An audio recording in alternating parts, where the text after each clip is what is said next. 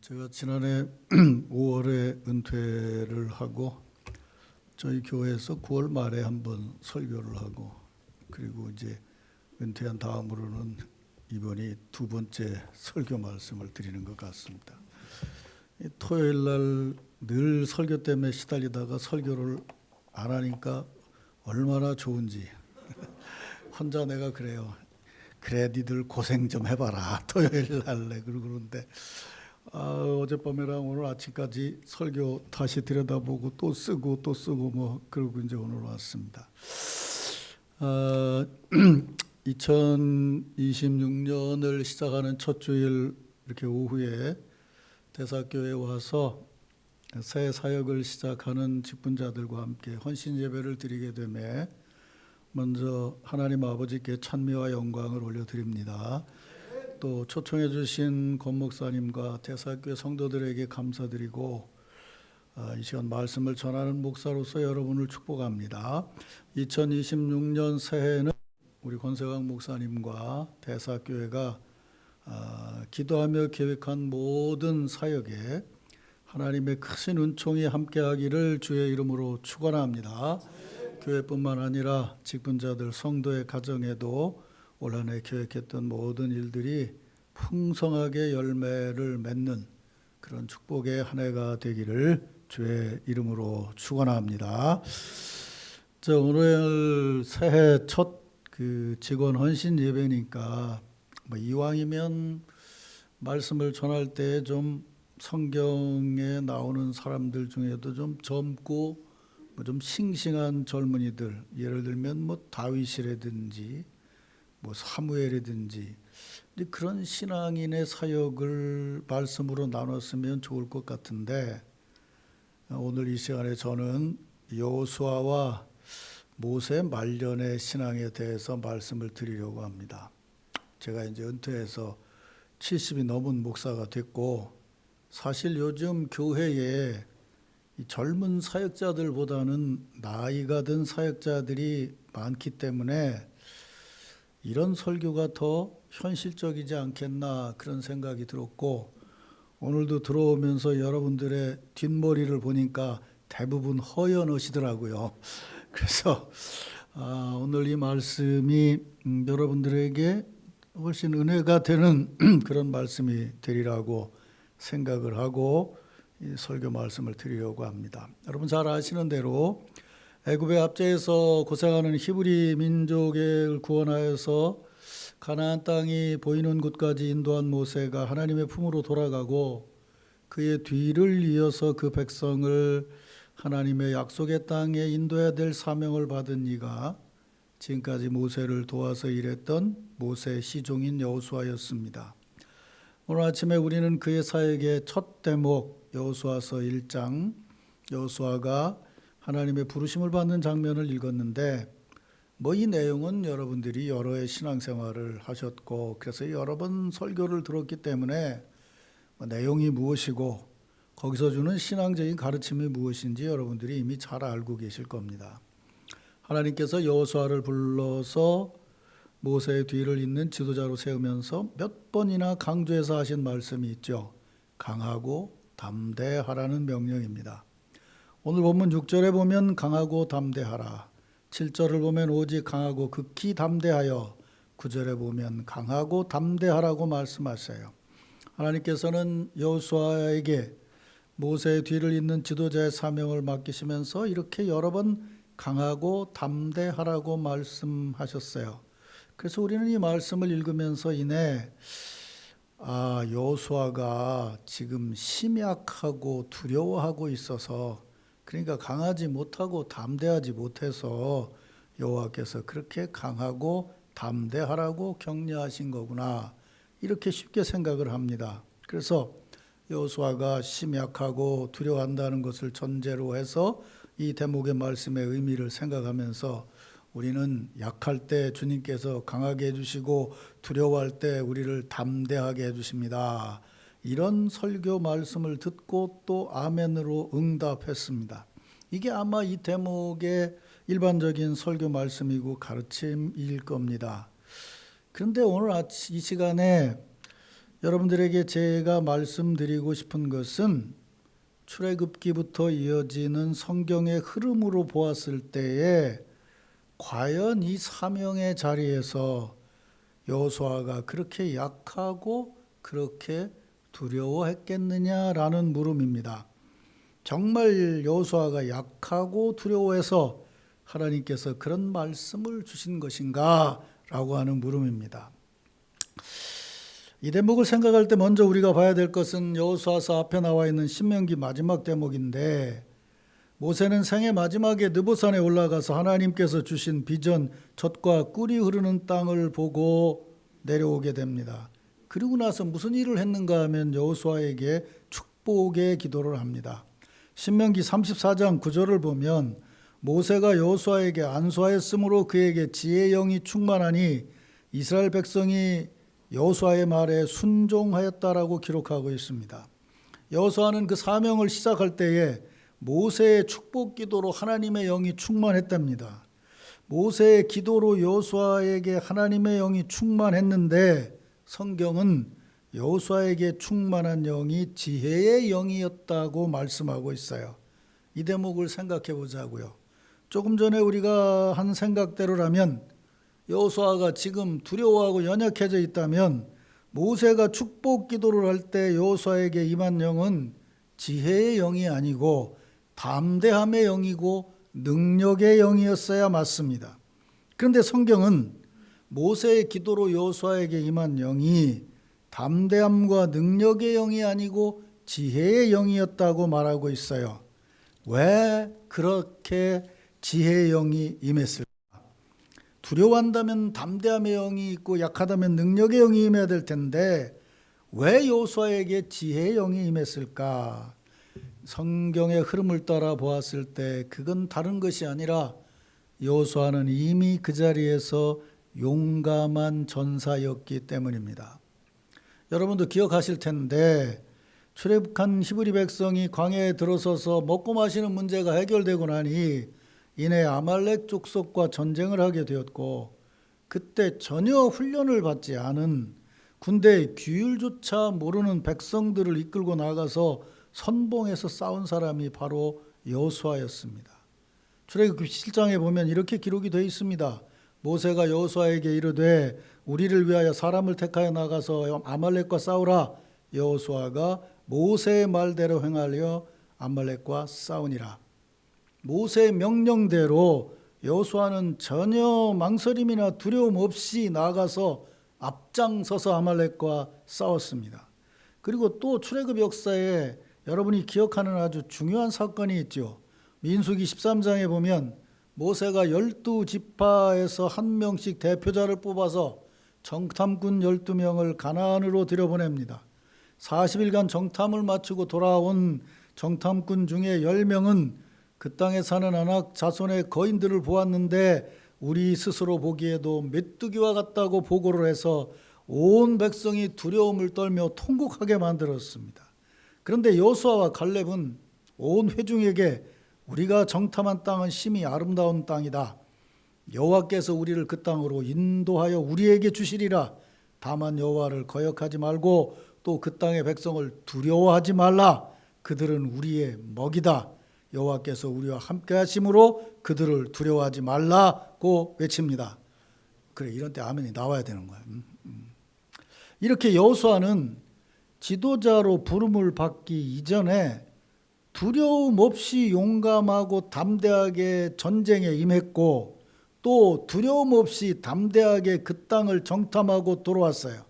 그러게 여호수아의 전쟁과 정탐의 체험으로 보거나 앞에서 말씀드린 모세의 안수기도로 받은 영의 역사로 보거나 그 사명의 자리에서 여호수아는 절대로 약하거나 두려워할 사람이 아니었음을 우리는 성경에서 읽을 수가 있어요.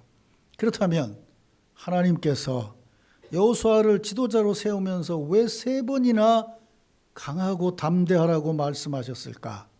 하나님께서 여호수아에게 강하고 담대하라고 말씀하신 이유와 거기에 담겨져 있는 의미는 무엇인가? 이제 오늘 이 시간에는 그 대목의 말씀을 조금 자세히 여러분에게 말씀드리려고 합니다. 말씀드리기에 앞서서 새해 첫 주일 직원으로서 우리 서로 축복 인사를 나눕시다. 오늘 주신 말씀대로 옆에 있는 성도들에게 이렇게 인사하세요. 강하고 담대하세요. 이렇게 인사하시기 바랍니다. 한 번 더 합시다. 새해는 강하고 담대하게 일합시다. 그래요. 이제 이런 말씀을 마음에 담고 조금 전에 말씀드린 이 말씀의 의미를 생각해 봐야 되는데, 우선 첫 대목에서 우리가 분별해야 되는 것은 하나님께서 먼저 말씀하셨다는 거예요. 이게 무슨 말씀인가 하면, 여러분이 아시는 모세의 소명 장면을 보면 떨기나무에 불꽃이 타는데 꺼지지 않는 것을 보고 모세가 다가갔을 때 하나님과 대화를 나누면서 하나님께서 너를 사명자로 부르겠다고 하니까 이내 모세가 뭐라 하냐면 나는 약해서 못 갑니다. 그러면서 하나님하고 논쟁이 생겨지게 돼요. 그런데 이 대목에서 여호수아의 부름을 보면 그런 대목이 없어요. 하나님께서 부르셨을 때 여호수아가 나는 약합니다. 나는 두렵습니다. 그렇게 고백하면서 하나님하고 논쟁을 한 게 아니고, 하나님께서 그를 불러서 사명을 주시고 이내 뭐라고 말씀하시냐면 강하고 담대하라고 명령하셨다는 거예요. 그러니까 이 강하고 담대하라는 명령은 이렇게 봤을 때도 여호수아가 꼭 약하고 두려워하는 마음을 가졌기 때문에 준 것이 아니라는 것을 분별할 수 있어야 돼요. 하나님께서는 여호수아를 아시고 하나님께서는 여호수아를 부르시고 하나님의 명령대로 그 새 사명을 감당함에 여호수아에게 강하고 담대하라고 명령하신 것이에요. 이것은 앞에서 말씀드린 대로 여호수아가 이 음성을 들었을 때에 순서는 정확히 모르겠지만 우리가 성경의 순서대로 얘기하면 어쨌든 신명기 다음에 여호수아니까 하나님의 계획 속에 모세의 안수기도를 받고 그가 지혜의 영으로 충만한 상태에서 하나님의 소명의 음성을 들었다고 생각해도 별 문제가 되지 않을 거예요. 영으로 충만한 가운데 지금 강하고 담대하라고 하는 말씀을 들었을 때에 그 말씀이 여호수아에게는 어떤 의미로 와 닿았겠는가라는 거예요. 지금 살아가는 인간의 삶에 대해서 인간의 삶의 근본은 조르게 근심이다 라고 주장한 유명한 철학자가 있죠. 하이데거라는 철학자예요.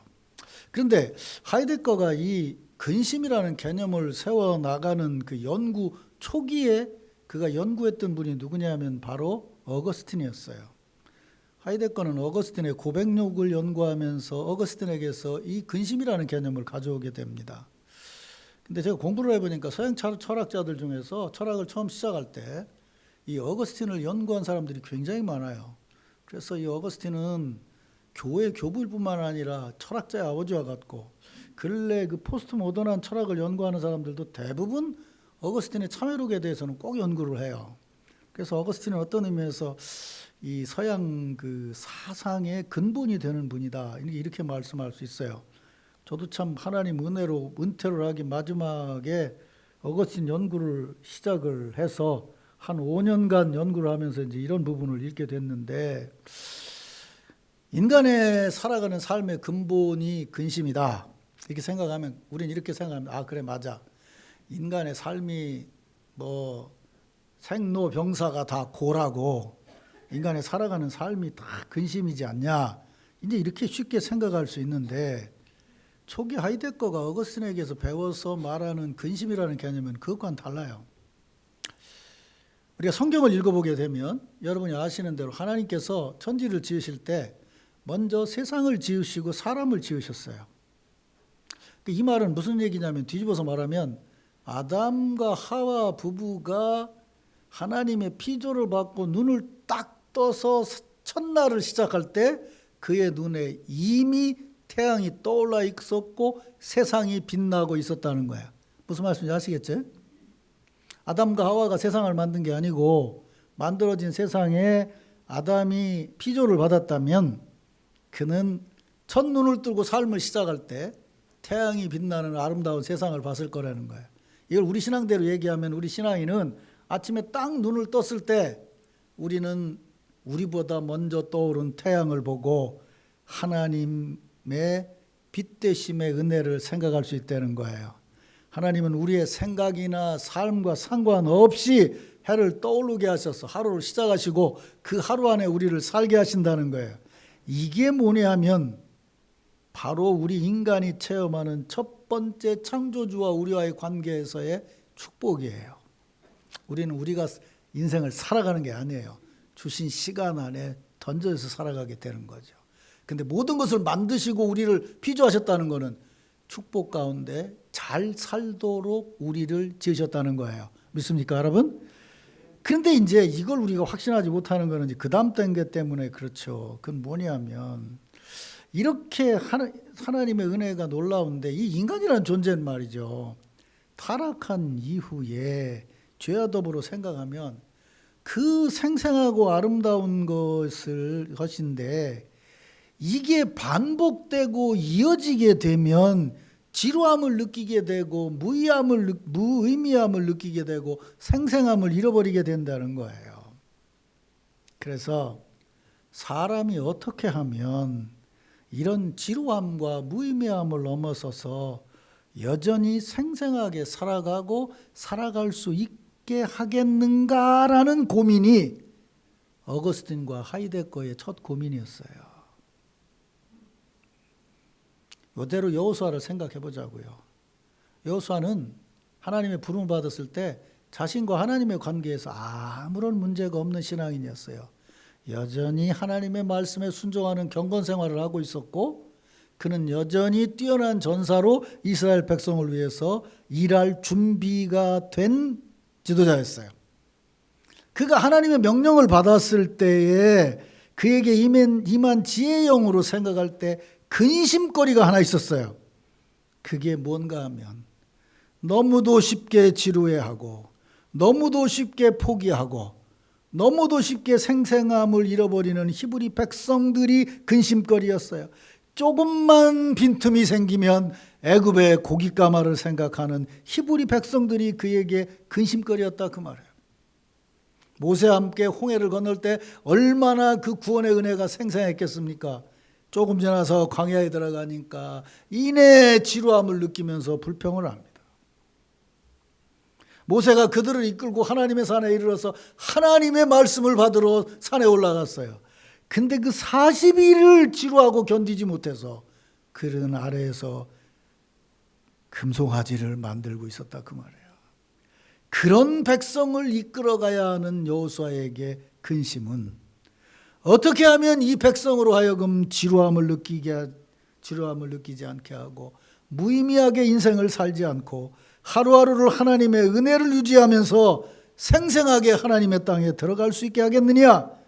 이것이 여호수아에게 사명을 받는 자리에서 근심이었고 그런 근심의 마음을 잇는 여호수아에게 하나님께서 이내 말씀하시는 거예요. 너는 강하고 담대하라는 거예요. 이 말을 뒤집어보면 무슨 얘기냐? 내가 먼저 지금 이 자리에서 생생하게 나와 교제를 나누며 나와 함께 신앙생활하며 그것을 백성들에게 생생하게 전해주라는 거예요. 이런 명령과 함께 그 생생함의 자리를 하나님께서는 이렇게 말씀하시죠. 5절에 보면 내가 모세와 함께 있었던 것 같이 너와 함께 있을 것이다. 6절에 보면 너는 내가 그 조상들에게 맹세하여 그들에게 주기로 한 땅을 이 백성에게 차지하게 하라. 그러니까 이 구절을 전부 엮어서 생각해 보면 여호수아가 지금 생생하게 믿음으로 강하고 담대해야 될 자리를 분명히 분별할 수 있어요. 하나님께서 모세에게 생생하게 말씀하신 것처럼 지금도 하나님께서 여호수아에게 생생하게 말씀하셔요. 출애굽 현장에서 생생하게 역사하셨던 하나님께서는 이후로 여호수아의 사역에도 생생하게 역사하실 것이에요. 그래서 그 생생함으로 축복의 땅에 들어가서 그 조상들에게 주기로 약속한 그 약속을 생생하게 믿고 있는 히브리 백성들에게 지도자로서 그 땅을 생생하게 차지할 수 있게 해 주라는 것이에요. 그러니까 지금 하나님께서 여호수아에게 하나님의 구원사에게 마무리이면서도 새 사명을 주시면서 지금 살아계신 하나님께서 생생하게 말씀하시고 생생하게 함께 하시니 여호수아로 그 사명을 생생하게 체험하면서 그들을 이끌어서 하나님의 은혜를 생생하게 체험하고 생생한 축복 가운데 그 땅에 들어갈 수 있도록 너는 강하고 담대하라고 명령하신 것이에요. 사랑하는 직원 여러분, 그리고 성도 여러분, 지금 하나님 은혜 안에서 한 해 사역을 시작하시는 여러분들에게 주시는 하나님의 이 음성을 분명히 들으시기를 바랍니다. 하나님은 지금도 여러분에게 강하고 담대하라고 분명히 말씀하셔요. 여러분이 지금 뭐 연약해졌고 그 다음에 뭐 담대함이 없어서가 아니고요. 제 얘기를 잘 들으세요. 여러분들 중에 오늘 처음 직분 받으신 분 있나요? 올해 처음 집사 임명 받으신 분 있어요? 저 뒤에 한 분 계시네. 저분만 제외해 놓고 나머지 직분자들은 집사 받았고 집사 받았고 집사 받았고 그래서 집사로 끝나기도 않고 그러다가 권사 받았고 권사 받았고 권사 받았고 집사 받았다가 장로 받았고 장로 받았고 처음 집사 받았을 때 처음 권사가 됐을 때 처음 장로가 됐을 때 하나님의 은혜가 얼마나 생생하고 놀라웠냐고요. 하나님 이제 내가 새롭게 살아보겠습니다 라고 했어요.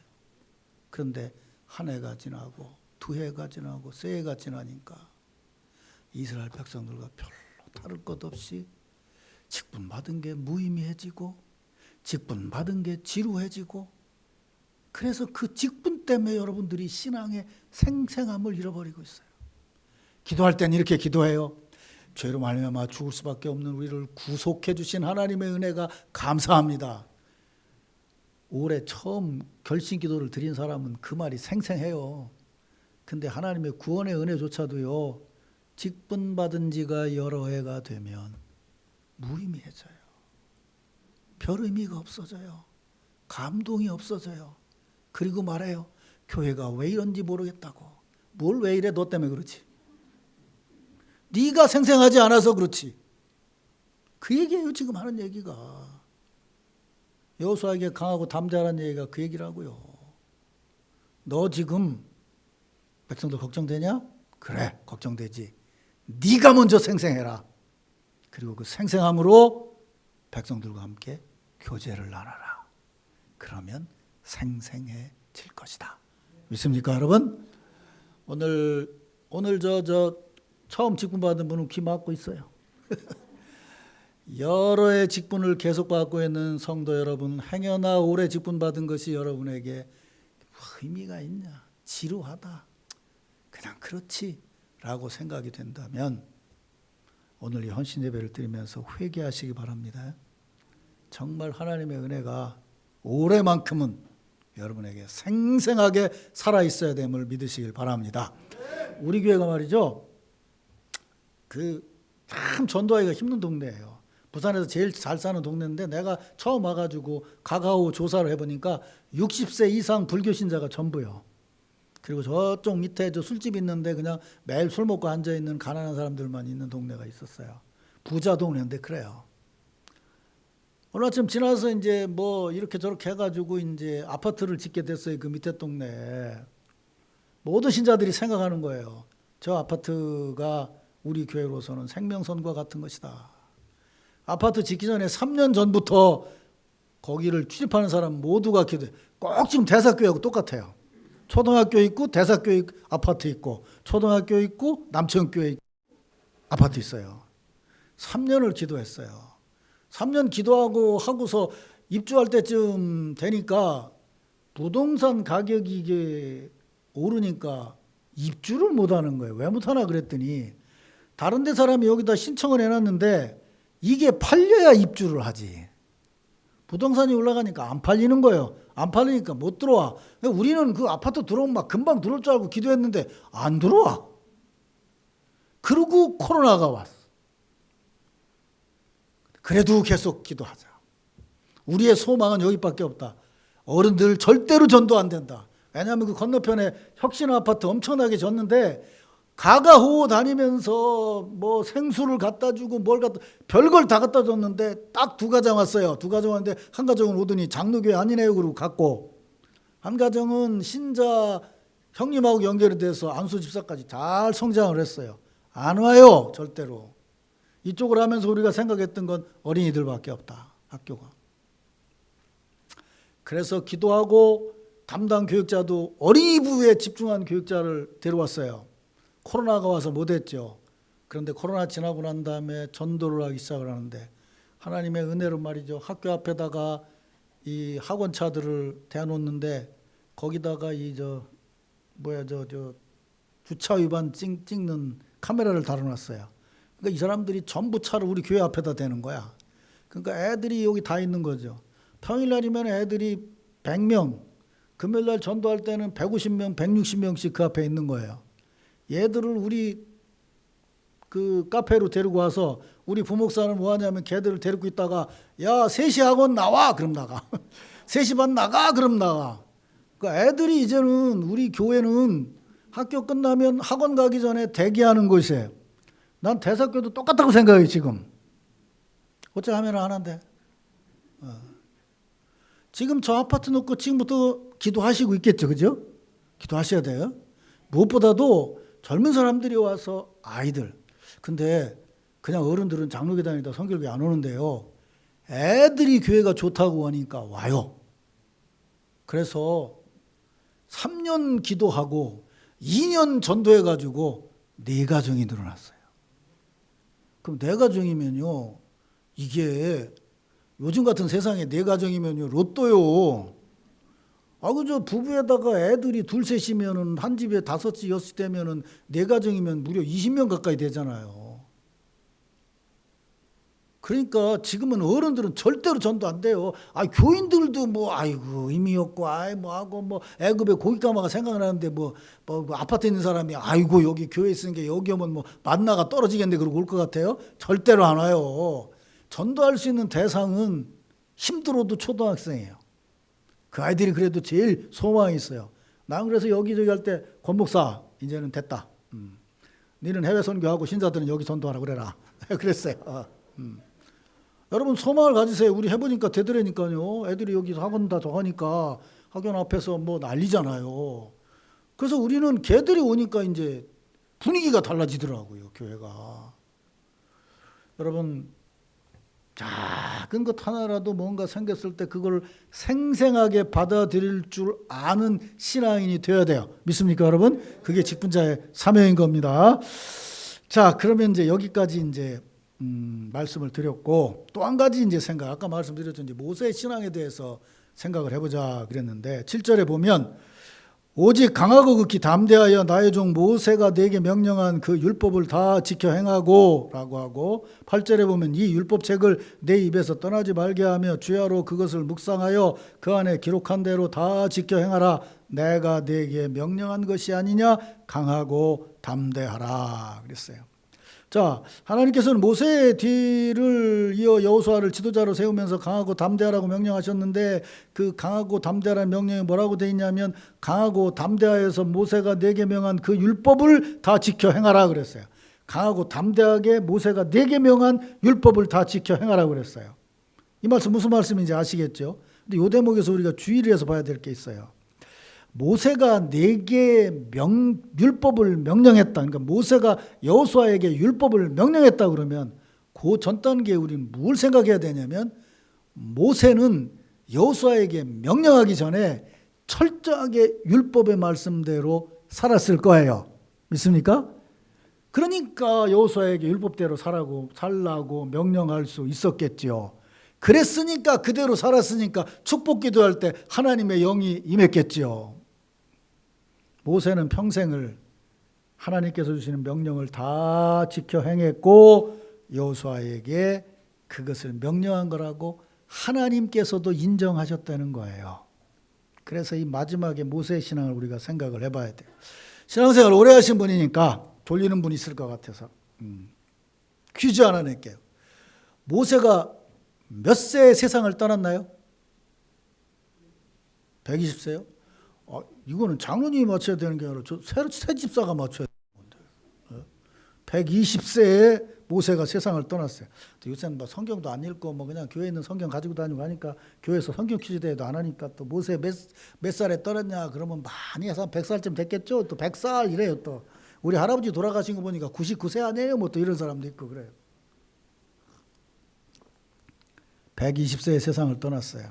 신앙생활 오래 하신 분들, 성경을 신명기를 쫙 읽으신 분들, 모세가 120세에 세상을 떠날 때에 강건했나요? 병약했나요?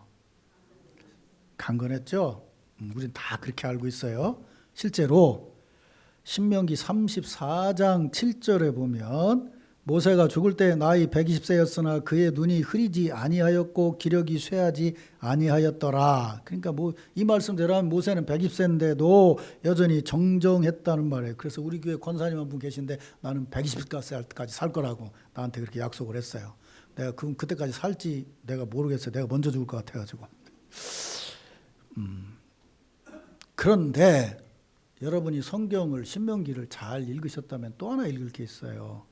그거보다 앞서서 신명기 31장 2절에 보면 모세는 이제 내 나이가 120세라 내가 더 이상 출입하지 못하겠노라 라고 말해요.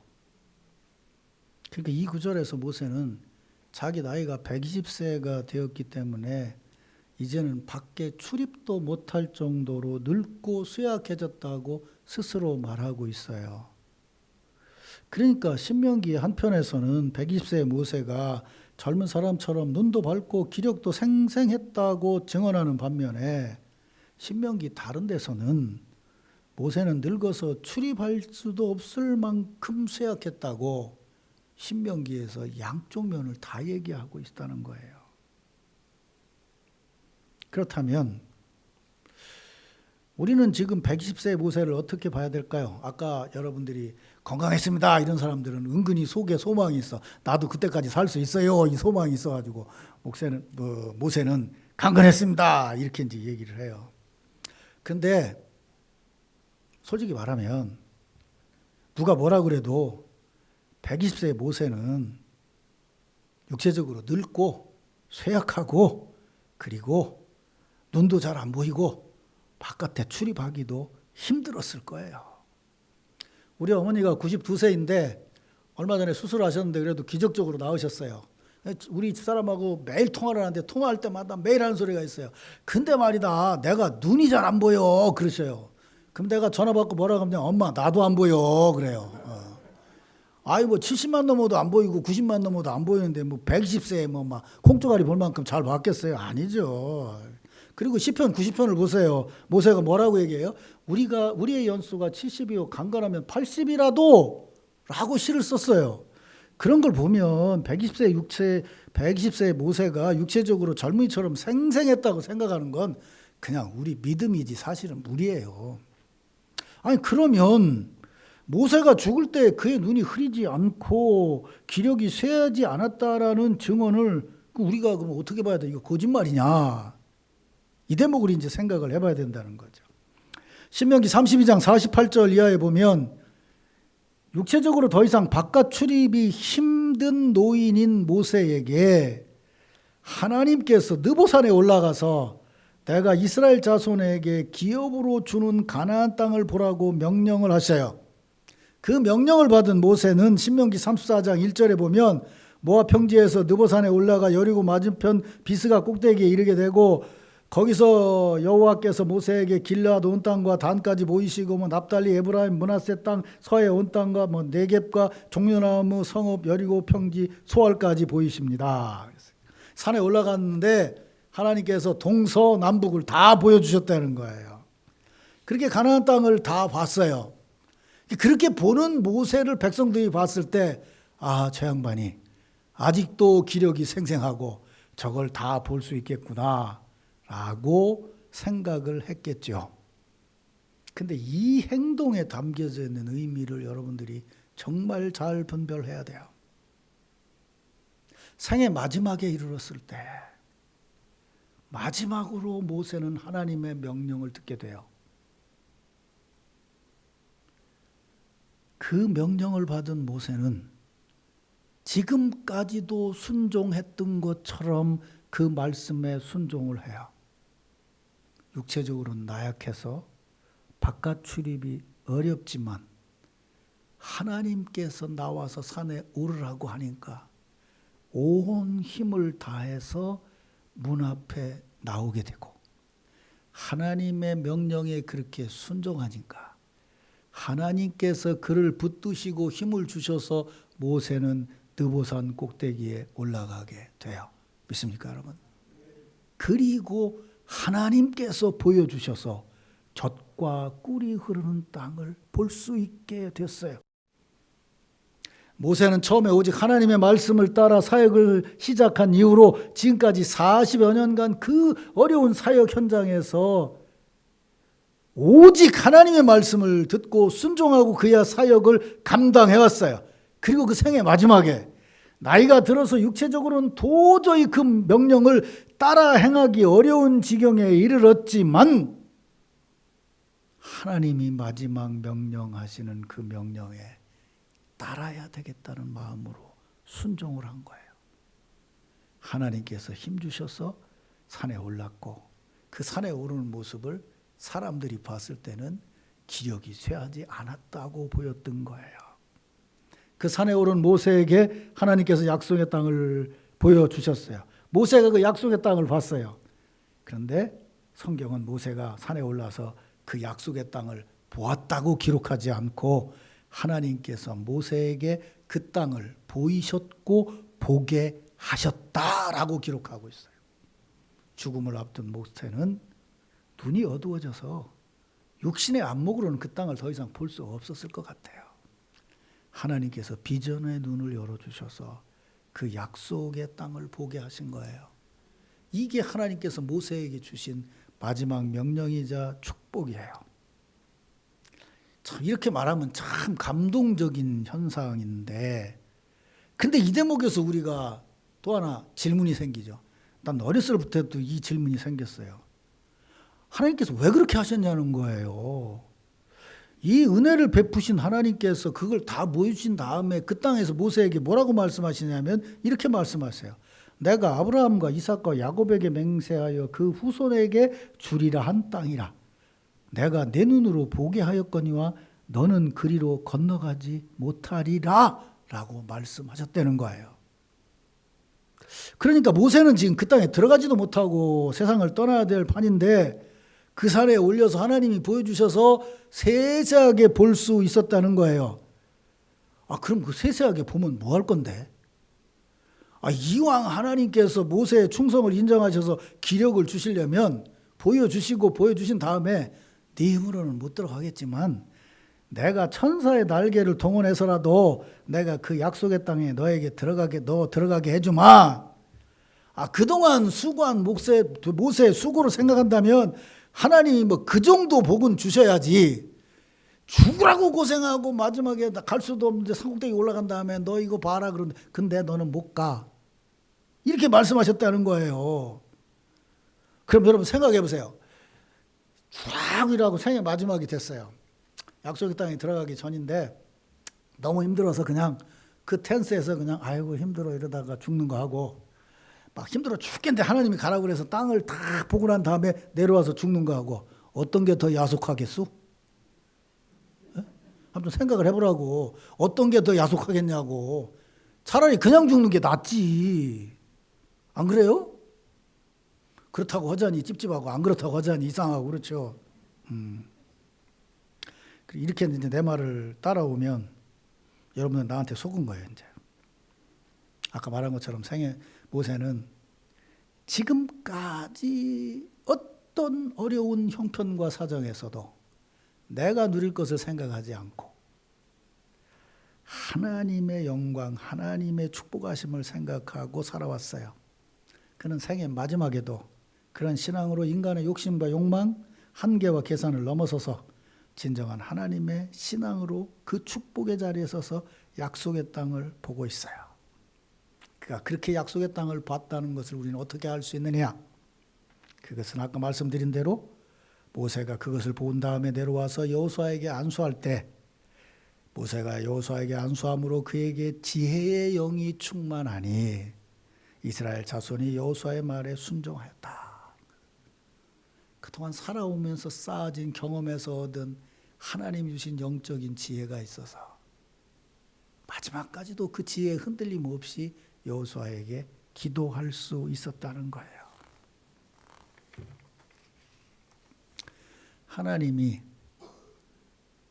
느보산 꼭대기에 모세를 올라오게 하셔서 그것을 보여주신 이유는 너 보고 못 간다는 얘기를 하려고 했던 게 아니고 이 비전을 지혜로 보고 그 비전의 축복으로 여호수아에게 안수 기도하라는 것이었어요.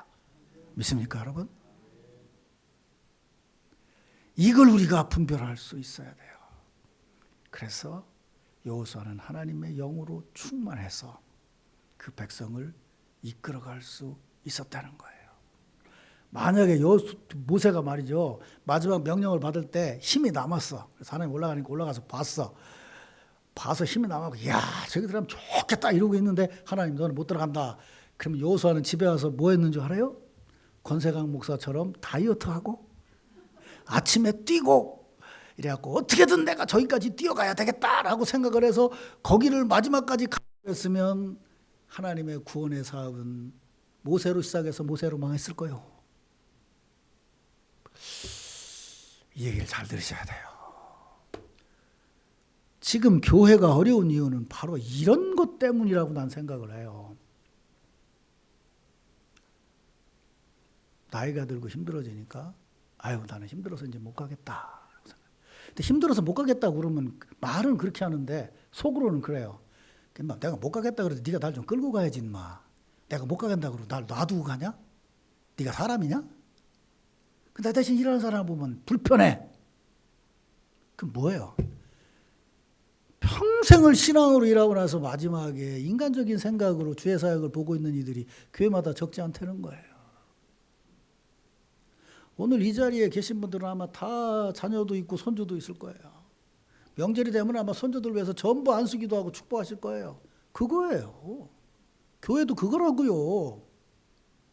하나님 주신 비전을 봐야 돼요. 아까 말한 것처럼 여러분이 뭐 초등학교 들어갈 것도 아닌데 이거 학교 앞에 가서 기도하면 뭐 할 거예요? 우리의 자녀들 때문인 거죠. 우리 자녀들이 이루어갈 교회 때문인 거죠. 믿습니까, 여러분? 그게 직분자의 사명인 거예요. 공연히 뭐 연체 들떠가지고 뭐 합시다 뭐 자기 힘으로 하려고 맨 사고만 저질러요. 부수 사고만 저지르고 그런다고요. 설교를 마무리하겠습니다. 사랑하는 대사교회 직원 성도 여러분, 새해를 시작하면서요 강하고 담대하게 주의 말씀을 들으시기 바랍니다. 내 힘으로가 아니고 생생하게 살아있는 믿음으로 주의 말씀을 들으세요. 지금 내가 새로 직분받은 것이 행여나 반복이 돼서 이거 뭐 별거 아닌 것 같고 지루하게 느껴지고 이거 별 의미가 생겨진다고 느껴지면 그것이 나와 우리 교회 틈타는 마귀의 흉계인 줄로 생각하시기 바랍니다. 올해 또 받았으면 이것은 정말 하나님 주신 은혜다. 제가 옛날에 부산교회 있을 때 말이죠. 마지막 이제 굉장히 어렵게 목회를 하다가 이쪽으로 나왔어요. 내가 나오니까 신자들 간에 이제 얘기가 돌아요. 그 목사님이 세운 장로님하고 누구 열심히 신앙생활 하는데 그 사람들은 목사님 따라갈 거다. 나는 절대로 그런 소리 하지 마라. 나한테 제대로 배운 사람은 절대로 교회를 지킬 거다. 근데 자꾸 그런 말 하니까 이 양반들이 흔들리는 거예요. 그래서 나한테 와가지고 목사님 내가 도저히 거기서 교회를 신앙생활을 못 하겠습니다. 그래서 어디로 옮기든지 해야 되겠습니다. 이런 얘기를 해요. 그러면 안 되지 그러고 있었는데 옮기려는 마음을 가지고 있다는 걸 알고도 담임 목사가 뭐냐면 구역장 임명을 했어요. 보통 신자 같으면 내가 나간다는 얘기를 다 귀뜸을 했는데 나한테 구역장 임명을 해? 목사가 제정신이야? 이렇게 말했을 거예요. 근데 그 권사님은요 그걸 붙들고 뭐라고 생각하냐면 나는 교회를 떠나려고 생각을 했는데 하나님이 목사를 통해서 내게 이 직분을 맡겨주셨다면 적어도 올해는 이 직분을 감당해야 되지 않느냐? 내가 이것 붙잡고 기도해야 되지 않느냐? 이게 바른 신앙이잖아요. 그죠? 어쩌면 우리 마귀는요, 우리에게 자꾸 그럴 거예요. 네가 맡은 일 그 별거 아니야. 다른 사람도 하고 있는데 뭐 이렇게 자꾸 얘기할지 몰라요. 아니에요. 여러분 한 사람이 생생하게 살아 있어야 돼요. 또 하나는 모세처럼 내가 어떤 일을 다 해놓으니까 엉뚱한 놈이 밥 먹는구나. 이렇게 생각되는 것 같은 상황이 우리에게 생길 수도 있어요. 아니에요. 축복해야 돼요. 왜? 내가 이은 사역을 내 자녀와 손주들이 제대로 이을 수 있어야 그 교회가 바르게 세워져 갈 수 있어요. 나는 아버님이 장로님이셨어요. 아버님이 믿음이 좋으셔서 우리 아들 삼형제가 목사가 됐어요. 근데 어떻게 하다 보니까 우리 삼형제 중에서 내가 장남인데 내 아들 하나 딸 하나인데 아들이 내 뒤를 잇지를 못해요. 난 내 뒤를 이었으면 하고 생각을 했어요. 그래서 내 친구들이 4명이 같이 목사가 됐는데 그 아이들은 다 한 명씩 아들이 목사가 됐어요. 우리 집안에서는 막내 동생 아들 하나만 목사가 됐어요. 참 그게 참 나는 마음에 걸리더라고요. 근데 내가 목회 마지막에 몸이 아파서 쓰러지고 그러고 나서 아이들이 부산에 와서 나하고 같이 살고 하면서 우리 교회에서 뭐 집사 임명도 받고 열심히 일하고 있어요. 근데 어느 날 기도하는데 하나님이 내게 깨달음을 주시더라고요. 아하, 이거 참 하나님 놀라운 은혜구나. 만약에 내 아들이 지금 43살인데 이 녀석이 목사가 됐으면 은퇴하는 이 나이에도 나는 걔 뒷바라지를 해야 돼요. 근데 이 녀석이 변호사가 돼서 우리 교회를 섬기고 있어요. 아버지가 세워놓은 교회 아들이 섬기겠다는 거예요. 딸도 마찬가지예요. 그래 청년 애들 밥 사 먹이고 뭐하고 그러면서 열심히 섬기고 있어요. 부목사 역할 정도 하고 있어요. 아하, 하나님의 은혜가 이런 거구나. 내가 처음에 부산 오니까 청년들이 횡행하면서 하는 소리가 있어요. 혹시 뭐 대놓고 얘기한 걸 아니니까 이해하세요. 왜 장로님들 자녀는 다 서울로 가고 부모님이 안 믿는 우리만 교회를 지켜야 됩니까? 이제는 그런 애들도 없어요. 지금요. 아니 왜 장로님네 자녀들은 주일날 안 오고 학원 가고 우리는 교회를 와야 됩니까? 이런 얘기를 공공연하게 하더라고요. 여러분의 자녀들이 여러분의 교회를 지켜야 됨을 믿으시길 바랍니다. 그래야 부산 경제도 살고 다 살아요. 여러분의 자녀들이 여기 있으면서 이 교회를 키워나가야 돼요. 또 우리 교회는 그 교육이 참 잘 돼 있어요. 그래서 서울 같은 애들 지금 돌아와요. 와서 어떻게든 여기서 직장을 잡아야 되겠다고 생각을 해요. 고맙죠. 목사 입장에서. 고맙잖아요, 애들이. 그래서 뭐 처음 뭐 세무사 됐다고 뭐 11조 하고 이래요. 얼마나 감사해요. 여러분, 여기 지금 아파트 이 쓰는 거, 이 대사교회 역사상 이거 가장 하나님의 위대한 역사가 시작되는 거예요. 에? 난 내가 다 기뻐. 내가 다 기뻐. 내가 권 목사한테 너는 괜찮지. 됐어, 이제 됐어. 걱정하지 마. 이거 된다. 이거. 여기 애들이 뭐 얼마가 늘어날지 모르지만, 세말 그 중에서 10명만 키워서 제대로 키웠다고 생각을 해보세요. 나중에 그 엄청난 일이 되는 겁니다. 어른 10명 어떻게 전도할 건데. 지금 학생도 전도 못하고 어른도 전도 못해요. 할 수 있는 게 주일학교더라고요. 그나마. 좀 먹이고 뭐하고 하면 애들이 교회 오고 익숙해지고 하면 그 아이들이 어머니를 데리고 오더라고요. 성탄절 행사 준비하니까 부모들이 오기 시작해요. 그 다음 해 되니까 부모들도 같이 해요. 그러니까 그 애들이 교회에 새로운 힘이 돼요. 아이들 떠드는 소리가 나니까 옛날에 애들 떠들면 설교 못한다고 그랬는데 요새 애들 떠들면 설교 못한 사람은 다고 하는 사람은 정신 나간 사람이요. 애들 떠든다고 뭐라고 하면 할머니들만 코 골 거야 아마. 애들이 와야 돼. 나는 그래서 대사를 이루실 것 같아. 그 밑에 다 고치고 해가지고 하면 이제 뭔가 하나님께서 저 할 때까지 정말 열심히 기도하세요.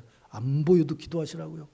엘리야처럼 산꼭대기에서 기도하세요. 뭐 있냐? 안 보여? 뭐 있냐? 안 보여? 저기 구름 조그만한 거 보이는데 됐다 내려가자. 애들 한 명이라도 전도되는 것 같으면 그래 됐다 하나님 역사하시는 것 같단 말이야. 이런 마음을 가지고 해야 교회가 새롭게 생기 있게 나갈 거예요. 얼마나 좋아요. 이번에 조금 아쉬운 거는 우리 김 장로님이 부총회장을 참 양보하셨다고 그래서 참 내가 좀 서운했는데 어쨌든 권 목사님이 이제 해외 선교위원장이 되잖아요. 권 목사님 맨날 나한테 불평해요. 내가 해외 선교위원장 되는데 목사님하고 필리핀 선교하러 가면 제가 제일 꼬두발이라서 시다발이 하고 있다고. 해설위원장 좀 대접 좀 해주자 우리 이제 그러겠는데 같이 가는 교수들이 다 나이가 먹으니까 표 끊어야지, 뭐 해야지, 식당 봐야지. 해설위원장 그런 거 잘해야 된다 이렇게 했어요. 우리 교단 해외 선교위원회 일을 모두 맡아서 한다는 게 엄청난 일이란 말이에요. 지금 필리핀 같은 데도 지금 우리가 하는 걸로 해가지고 새로운 사역자들이 생기는데 그 친구들을 성결교회 안에서 목사 안 주느냐는 이런 문제들을 고 목사님이 해결을 해줘야 돼요. 그거 해결되면요, 우리가 지금 전도하는데 몇 년 안에 한 90개 정도 교회가 들어올 수 있어요. 지금 일로 지역만 해도요. 우리가 지금 2차까지 해서 지금 1차에 20명, 이번에 60명이거든요. 30명, 60명, 교육받은 사람만 90명이에요. 우리가 오라 하면 당장이라도 들어오려고 그래요. 우리가 그 사람들 서포트를 못 해주니까 지금 못 받는 거죠. 새로 안수받고 하는 일에 굉장히 비싸요. 대석교회가 교회 규모에 비해서 이 해외 해선위원장 한다는 거 이거 굉장히 중요하게 생각해야 됩니다. 우리 교단의 이게 선교 역사를 좌우하게 되는 거예요. 사실은요. 보이지 않게 굉장한 일을 이루게 될 거예요. 그것과 더불어서 그거 끝나고 나면 뭐 2년 후면 여기 아파트 진대니까 계속 준비하고 기도하시고 가서 난 우리 신자들 보고도 그랬어요. 그리 안 가는 사람들 그리 돌아가라고. 돌아가면서 여기 쳐다보고 기도하고 그리고 가라고. 여기 아파트 공사 잘 되게 해주십시오. 여기 사고 없게 해주십시오. 모든 일이 잘 되게 해주십시오. 3년 동안 그렇게 기도하라고 그랬어요. 우리 신자들은 착해서 하더라고요. 그냥 코로나가 오더라니까 얼마나 낙심되겠어요. 또 기도하자고 그랬지. 그거 끝나고 나니까 이제 열매가 맺어지더라고요. 여러분, 하나님께서 대사교회를 위해서 모든 것이 이렇게 잘 유기적으로 맞아나가는 것 같은 느낌을 받아요. 근데 내가 그냥 강단에서 뭐 공연이 정치적인 멘트로 하는 얘기 아니에요. 목사가 내 지금 신학교 입학해서 50년을 내가 살았거든요. 이 강단에서. 이렇게 보면 알아요. 신자들. 저 양반 말을 저렇게 해도 가짜요. 저 사람 조용히 해도 저 사람 진짜야. 근데 다 보여 내가. 이렇게 보면 보인다고. 이제 한 40년 하니까 내가 깃발만 안 걸어서 그렇지 거의 무당 같다고 다 보면 알아. 이렇게 뭐 큰 소리 치고 뭐 해도 이렇게 보면 에이 이거 웃기지 마라. 이렇게 보이는 사람이 있고 그래 당신은 진짜요. 내가 딱 보니까 이 대사교회는 될 것 같아요. 믿습니까 여러분? 뭔가 될 것 같아요. 나는 오늘 할머니들만 앉아있을까 봐 얼마나 걱정했는데 여기 이쁜 처녀도 있는 것 같고 새집사도 있고 말이에요. 그래서 너무나 감사해요. 사랑하는 대사교회 직원 여러분, 새 사역은 여러분들 마음과 머리와 손에 달려있음을 믿으시기 바랍니다. 지루해 보여도 지루해하지 마세요. 뭔가 늘어지는 것 같아도 늘어지면 안 돼요. 생생하게 해야 됩니다. 뺏기는 것 같아도 억울하게 생각하지 마요. 축복해줘요.